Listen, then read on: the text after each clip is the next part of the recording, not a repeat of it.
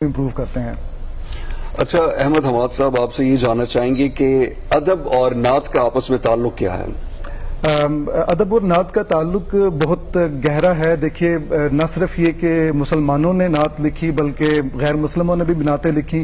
بلکہ میں تو یہ سمجھتا ہوں کہ جس بندے نے بھی علم سے محبت کی، دل سے محبت کی، وہ رسول اللہ صلی اللہ علیہ وسلم کی ذات کی عظمت کا قائل ہو گیا، آپ کے کردار کی عظمت کا قائل ہو گیا۔ دیکھیے ایک زمانے میں وہاں پہ کس قدر لڑائی جھگڑا تھا، فساد تھے، 40 سال پرانی لڑائیاں تھیں، لیکن رسول اللہ صلی اللہ علیہ وسلم کی ذات کا، آپ کی اسٹریٹجی کا، حکمت عملی کا کرشمہ تھا کہ وہاں پہ وہ لوگ جو خون کے پیاسے تھے بھائی بھائی بن کے اور ایک دوسرے کی حفاظت کرنے لگے۔ تو وہ آپ نے جو ایک انقلاب، سیاسی انقلاب برپا کیا، آپ نے اخلاقی انقلاب برپا کیا، عمل کا انقلاب برپا کیا، اور ابو آل جس کو ہم طالب علم سب سے زیادہ سمجھتے ہیں، علم کے حوالے سے اہمیت دیتے ہیں، وہ یہ ہے کہ ہاں جناب صلی اللہ علیہ وسلم نے علم کے حوالے سے انقلاب برپا کر دیا۔ وہ قوم جو کہ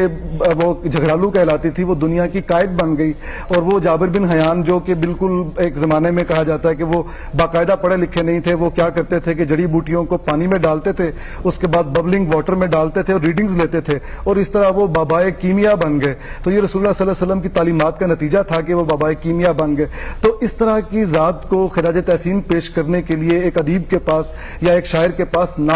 نعت سے بہتر کوئی چیز نہیں ہے۔ تو جب بھی وہ رسول اللہ صلی اللہ علیہ وسلم کی ذات کو خراج تحسین پیش کرنے کی کوشش کرے گا، وہ چاہے نثر میں ہو چاہے نظم میں ہو، میں تو اس کو نعت ہی کہوں گا۔ اور وہ صرف مسلمان ہی تک محدود نہیں ہے، غیر مسلموں نے بھی جس نے بھی ریسرچ کی اس نتیجے پہ پہنچا کہ ہاں جناب صلی اللہ علیہ وسلم کی انقلاب آفرین جو شخصیت تھی وہ ہمہ گیر تھی، اور دنیا میں ویسی کوئی اور شخصیت دوسری نہیں آئی، لہٰذا ان کو خراج تحسین بنتا ہے، اور جس نے پیش کیا